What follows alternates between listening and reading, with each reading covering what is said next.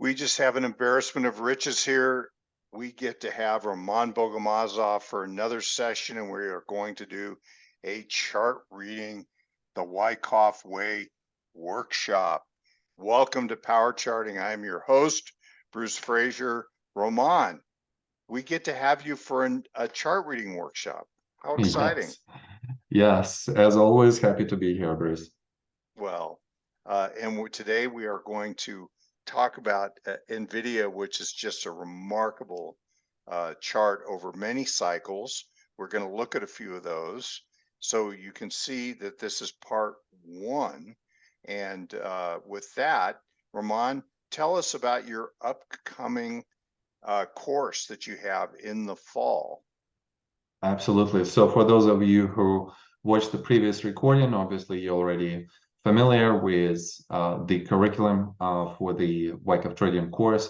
Just want to emphasize today that the complimentary session, the first session, open door session, will be conducted on August 28th at 3 p.m. Pacific. Go to our website, sign up. Completely free. If you cannot attend it, you could watch it on demand. Just sign up so that we would email you the link to that session, and you'll be good to go. And really quickly, what are we going to be covering? Wyckoff market structural analysis, Wyckoff interpretation of volume and price, and specifically supply and demand, Wyckoff interpretation of the relative and comparative analysis, trading tactics as to how to use our Wyckoff trading plan. All of that during the 15 sessions that are going to start at the end of August into the beginning of December. Each week, we're going to have the homework for you, which is not mandatory, but preferable, and just a lot of work, a lot of repetition, a lot of simulations, and so on and so forth. So I'm looking forward to working with all of you guys. This program actually follows a college course curriculum. It's that kind of an effort study on the part of the students over literally a semester of time. And so it's very, very worthwhile, very important effort on the part of the student to be able to do this. It's more than just a series of webinars. This is distance learning, but this is the way this material is taught at a high level. And so this is a great opportunity, in my opinion. Thank you, Roman. And what are we going to do today? Yeah, well, we have, we're going to do the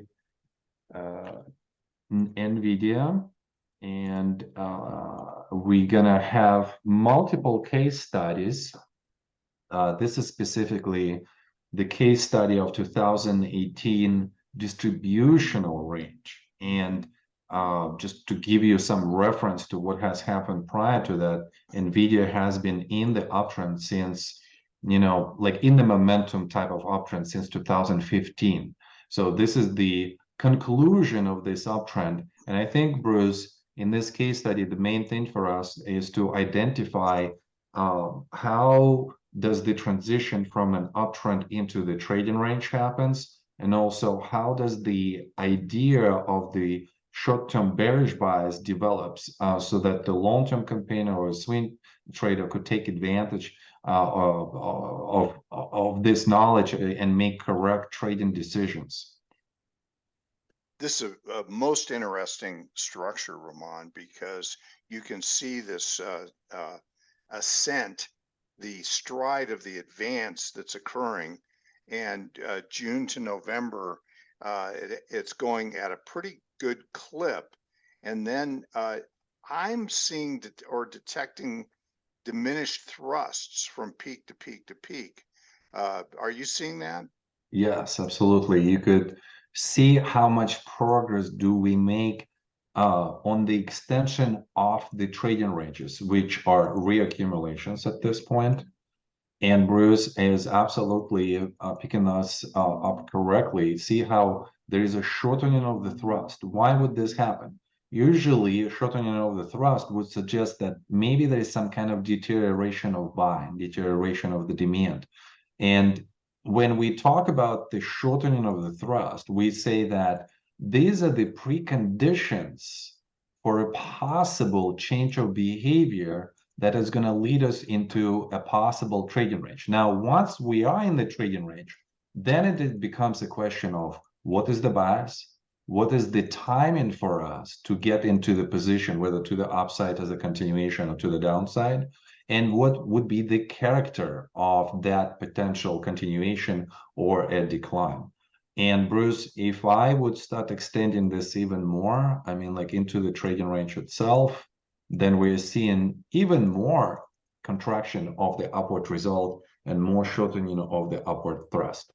Now, without seeing the entire uptrend, just looking at the way that this is unfolding and losing momentum on a rising basis, this really, I think, suggests that this has been an epically large uptrend in the earlier period that we can't see from this chart, because of the way that it has to lose momentum very, very slowly, because you have a thrust up to the November highs, and you're all the way over a year later to the October highs with continuing ever higher highs, but on a diminishing basis, which really says to me that this is a very long uptrend that's being distributed very slowly.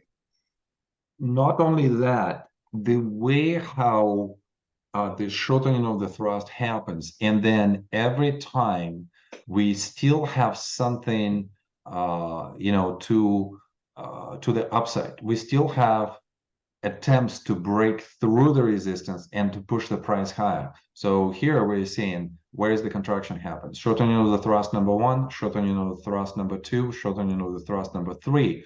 So that usually happens with the momentum type of stocks that were traded heavily by institutions, leadership stocks as well. And with that, the structure of the distribution might take a most peculiar shape. What do we see here? We're seeing that most likely, Bruce, I'm just kind of like going to tentatively label this. We're seeing the buying climax, which is being followed by, a non-threatening change of behavior. Supply is coming in, change of behavior is suggestive that we're going to go into the trading range. If this is the buying climax with the climactic run, then the prior point is going to be preliminary supply for both reaccumulation or distribution. And Bruce, as we try to test here in the next couple of months, I still would be thinking that my bias at this point will be of reaccumulation. I do not see this increase of the supply as a threatening event. We've seen increases of supply prior to that, and it doesn't produce a very meaningful change of behavior. I also don't see multiple days down with a lot of heavy destruction of the structure either. So with that, being followed by the slightly higher upthrust highs and also higher low testing, I would be thinking here a bias is still of bullish of reaccumulation. And I would just add to that point that one of the real super secrets of Wyckoff are reaccumulation structures. These are structures that form in an ongoing uptrend, dynamic uptrends, where a momentum stock will go into a sideways structure, maybe with an upward tilt to it, sometimes a downward tilt, and that this represents a golden opportunity for Wyckoff traders to be able to initiate or add on to existing positions and trade for the next uptrend. And so this is what Roman is referring to. And the fact that this is happening as he described it suggests that all the way up here, each one of these upward thrusts, even though it's diminished, is an opportunity to trade the reaccumulation structures that he just defined here with these trend lines, or these support and resistance lines. And so this is one of the absolutely critical tools to Wyckoffians, Wyckoff traders, position traders, swing traders, etc. And so I just really want to emphasize that point. And the other thing that I think is really important, looking down at the relative strength is so important.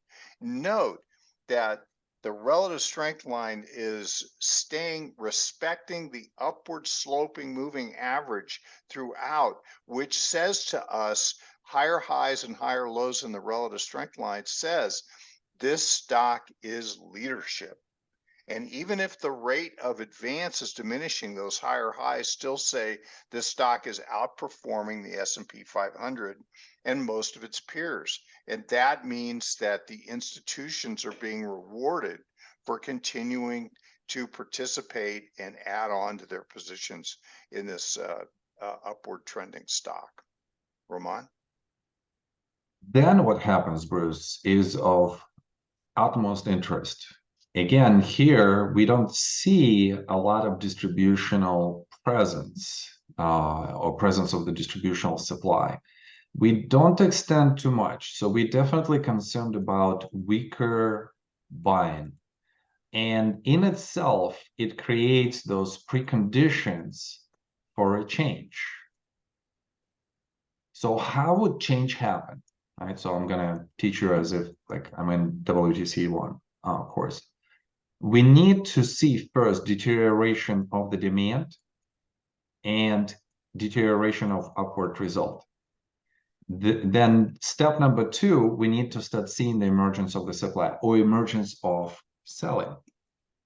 And this emergence of selling could also have multiple steps to the actual resolution to the downtrend. What are those? The first step could be as simple as a stop in action.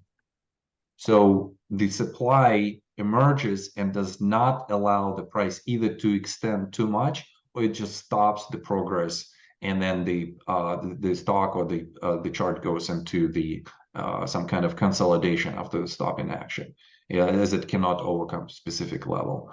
The second step with the emergence of the supply is the increase of the downward result.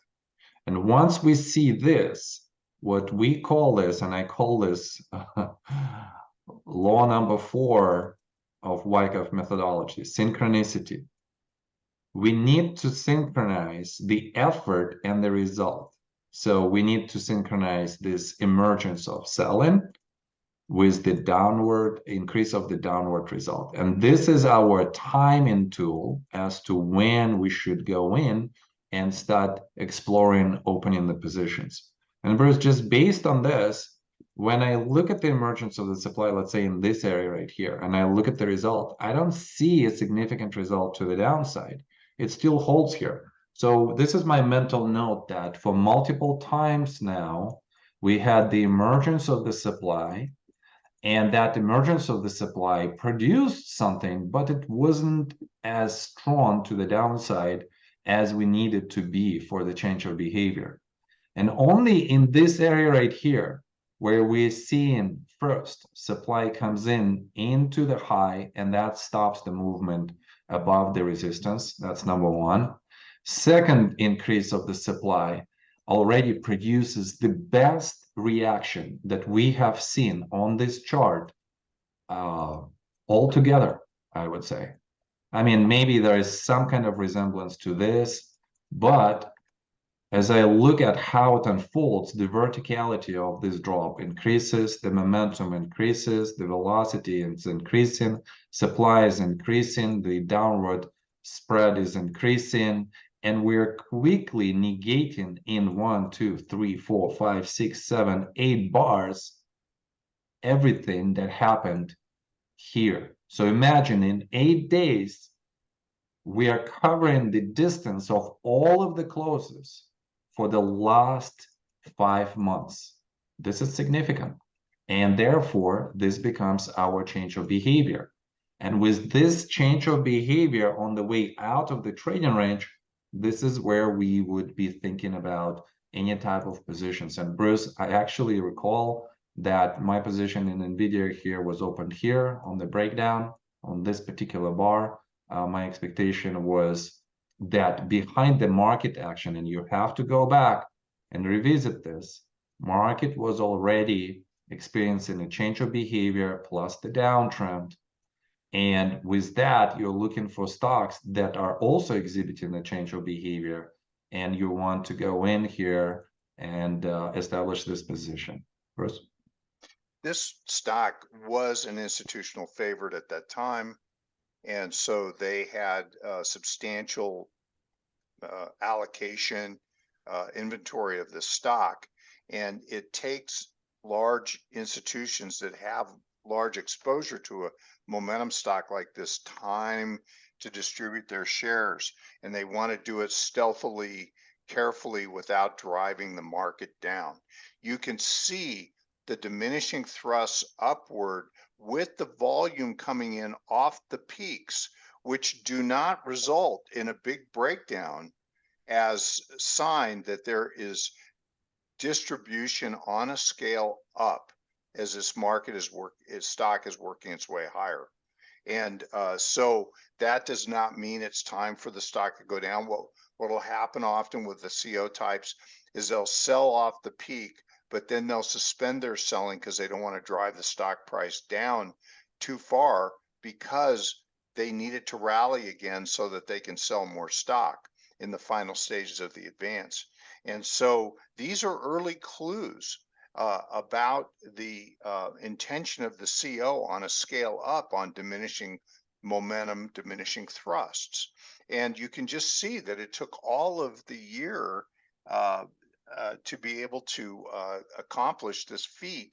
And then when the distributional job was nearly completed, it was able to do just what Roman pointed out, was to be able to turn off of a very brief upthrusting action to a very minor new high. Volume starts to come in off that peak, and that becomes what we call an upthrust after distribution. It means just what it says. You get an upthrust to a minor new high. It's after distribution has taken place. Typically, the response to that is to have the stock or the index start to break down easily, big spread, high volume on the way down off that peak. And it goes right to support very quickly, as Roman just pointed out. So, Roman? Another thing here, once we've concluded that the market is favorable for the decline in the leading stock, and we've just experienced this change of behavior and the potential last point of supply, is just to consider what kind of character we could potentially have. Excuse me, guys. Now, this was a not necessarily that challenging of a task at that point of time. Why? Because the market is actually was showing that it's weak and that there's going to be some kind of continuation to a downtrend. That's number one. The second thing here is that usually during the first leg of the downtrend, of the market downtrend, so let's say like in September, October, so if this is the first leg down for the market, you're gonna see institutions selling what kind of stocks? Probably lagging stocks, right? So laggards. And with that, once this is done and the market still requires more selling to the actual final capitulation, what will be sold next? Next will be the selling of the leaders. And Nvidia was one of the leaders. So we know that the timing of it is correct for us to establish this position. And therefore, start thinking about the character. If the timing is correct, then what would be the character of this decline?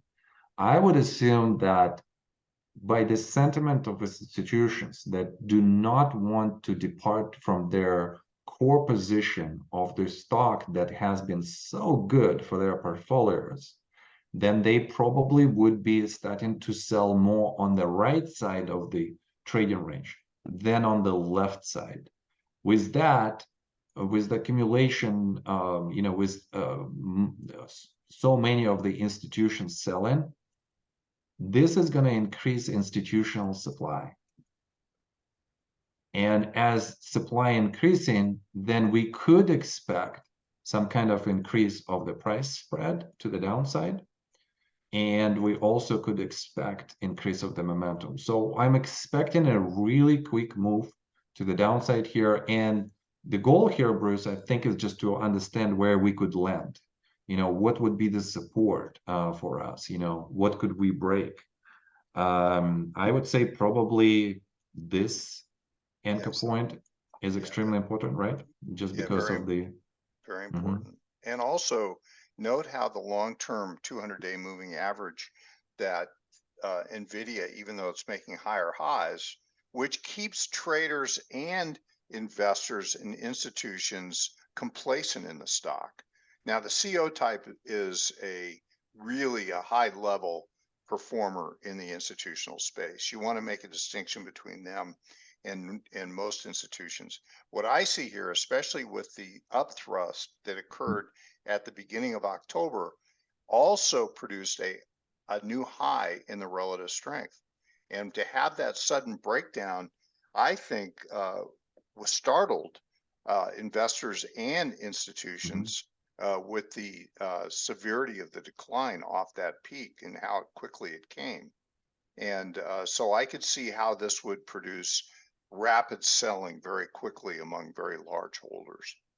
Right. And that's what we're expecting. Okay, we're gonna go bar by bar. So I'm just gonna quickly redraw the levels that we're interested. So support level number 1 behind this volume signature, support level number 2, and there is a cluster here because this is also very important resistance. So here's our support level or support cluster number 2, and maybe number 3. Now we're thinking about a rapid, very quick momentum type of move. So right away, I'm thinking target number 1 is too close. Target number 2 probably gonna produce some kind of rally, and we could use target support 1 as a potential resistance 1. So kind of like push back to 50, maybe like 2 attempts, and then continuation to the capitulation.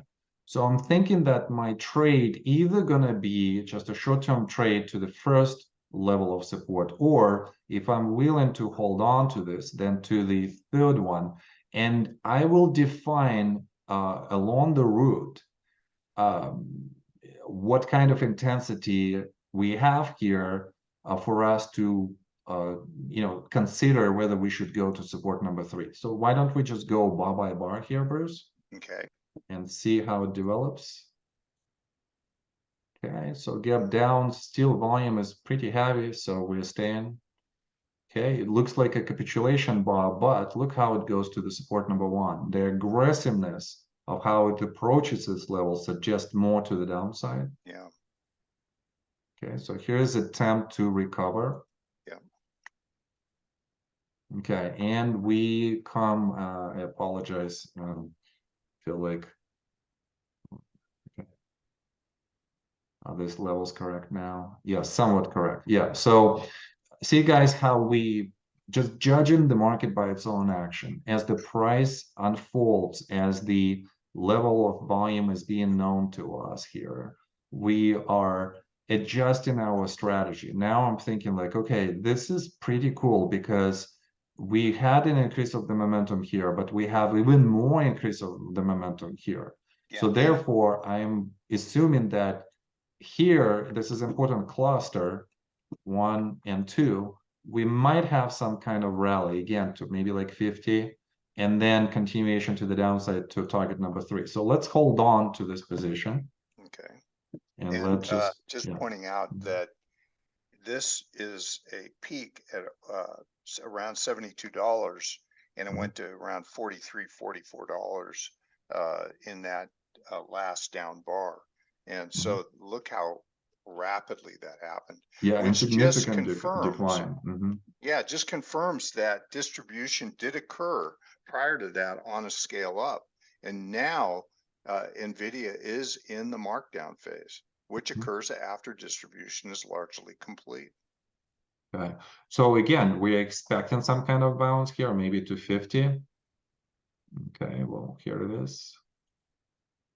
Okay, even more, 52.25. I still would be thinking at least a retest. So let me just kind of like see this. I'm going to clear this up so that you guys would see this.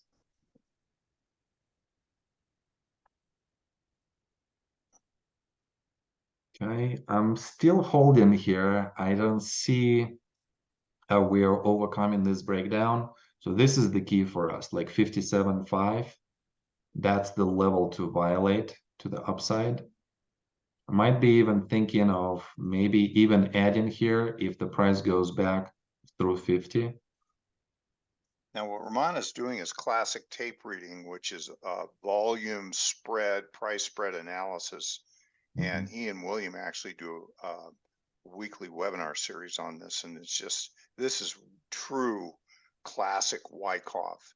And this is what he called tape reading. But go ahead, Roman.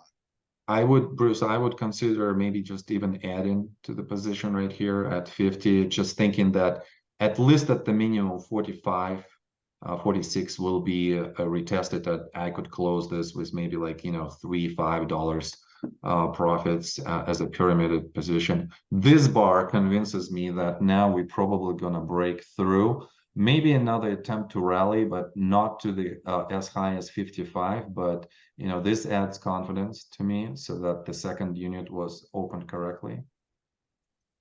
Attempt to rally. Oh, beautiful. Yeah. I love those type of scenarios. So here, Bruce, I wonder what your thoughts on this particular close. The volume is elevated pretty high, not abnormal. We have a big gap, definitely climactic, but there is still some momentum to the downside, and we have another target lower at around 34, 35. It's very hard to stop a decline like this, and people might characterize it as climactic, and certainly it has those kinds of qualities to it, especially with the very high volume. But with the momentum that it's dropping, I would be inclined to see if there isn't some follow-through days. You should see some diminishing thrusts on a downward scale if it's trying to ultimately find a bottom, maybe somewhere near that support level. All right, so we're still holding on to our now 2 positions because we're pyramided. Okay, and we are instantly rewarded. Yeah. And here That's a terrible bar. A terrible bar. It's a beautiful bar for us, right? Yeah. So we've coming in here, point of entry number 1, point of entry number 2. And here I would be thinking like I am not actually adverse to taking some profits here, Bruce. Why not? Well, you're in key support. Yeah, key support. The volume it's just been cut in climactic. half. The stock has been effectively cut in half. Yeah, so I would say like this is exit number 1, and you have a profitable trade. You could put your stop loss somewhere here or somewhere here and just see what's going to happen. As Bruce has said, now we're looking for the conditions that would show us some kind of change.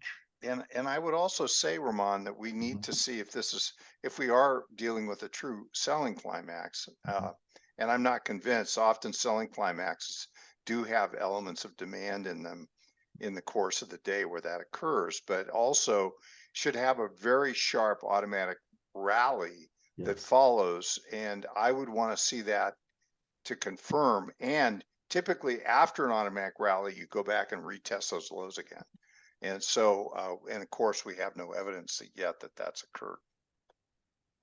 If I'm trading options, which I often do, more often actually than just cash positions or anything of any other type of assets, I would be considering exiting almost fully here, or the majority of my options position, because of what just Bruce has said. Imagine we have the next day maybe like a contraction of this contracting spread, and then the next day we might have a spread like this. This is going to eat up almost majority of your profits, not all of them, of course, but still the premium on the put, on the directional put is going to collapse drastically on a bar like this. You're so right about that. And so yeah, you have to have the context of the vehicles that you're trading in mind.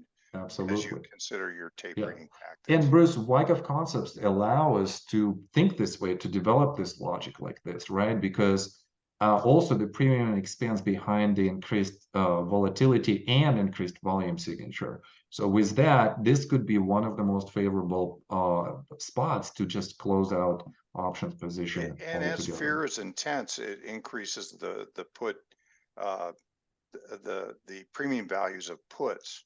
And so there's two Mhm. ways that you can come out ahead trading puts on a really steep decline like that.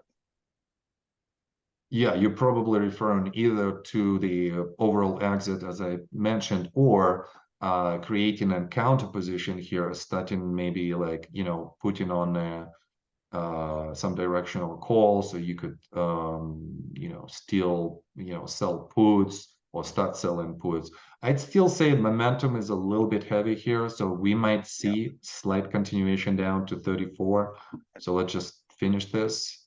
Okay, well, here it is. So on a bar like this, what you're gonna do is you want to preferably exit here just because of that support number 3 that we've identified, or take some profits here. And then as the price starts to retrace up, then you want to start having your stop losses. And However you move them, just get and out. that is characteristic of a selling climax in the Mhm. regard that it opens very weak, panicky selling, very high volume, widespread, and then to the end of the session, it can find a bid and starts to rally up kind of towards unchanged on the day. That's exceptional amount of work that was done to lift that off those lows. Mhm. So maybe some kind of retest. You can sell more or close the position at the retest, but probably like here and here, Bruce, I'm probably already out. Beautiful. That's it. Great Yeah. campaign. Yeah, great campaign. Yeah, my actual trade at that time was not as successful. I only picked up this part of the trade. I Great did trade. not, yeah, did not go all the way down. There were Yeah. some other things at that time. But let's just see how it finishes. Okay, so we kind of see, yeah, that Yeah. was the There's our climactic. automatic rally. Yeah. Yep. So, but this was the climactic stop in action. So I believe that there was maybe one more attempt to go down. Yeah, here it is. You could do this and you could wait for the secondary test here to get out if you didn't get out here. But again, this is a much more efficient way to get out. Why? Because you don't have to stay in this position anymore. That's it. You extracted the majority of profits here, and then you could just emotionally relax and just start concentrating on something else. Bruce, this was a great case study. Wonderful case study. I love it. Thank you so much. And by the way, we are going to now, or in the future, we're going to do an Nvidia case study for accumulation and continue on with this because we just think it's a very rich case study. And as you can probably tell, we love doing these. And there's just nothing that is more valuable than doing these historical studies and doing the bar by bar analysis. And we want to do that with you. So let's do this part 2 next time, Ramon. Absolutely. And Thank with you so that, much for inviting me. Yeah, that was fun. oh, so much fun. Always fun to do this with you, Ramon.